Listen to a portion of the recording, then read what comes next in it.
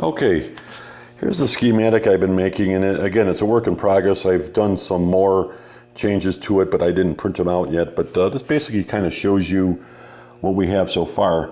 So here's the module. You can see it over here, and all the different wires. And I'm not an expert at this, but you can kind of see how the leads go.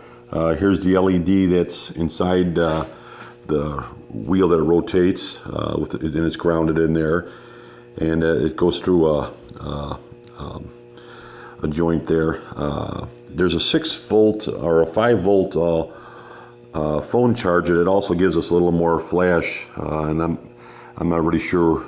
We're losing some of the flash now, so I got to look at that, see what the problem is. And here's the power source box, the power box where all the leads go to. And now I didn't show, but here is there's a calibrating box that Opry made me also, and that plugs into the machine. I'll show you that in a follow-up here in a few seconds, because that's pretty cool too to see. You can see here's the dwell switch over here. There's the red indicator lamp. There's a 1157 bulb that's in the back there that also helps act as a shunt or resistance for, like, if you had the coil in place. And there's a master to green lug, like I said, with the master ground. And that's pretty much it so far.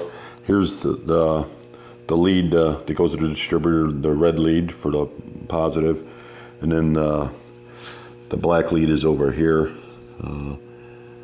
That's pretty much it right now. So I'm going to just show briefly the calibration box also. And I could print this out when I get finished with it and show it in a subsequent video. So we'll go from there.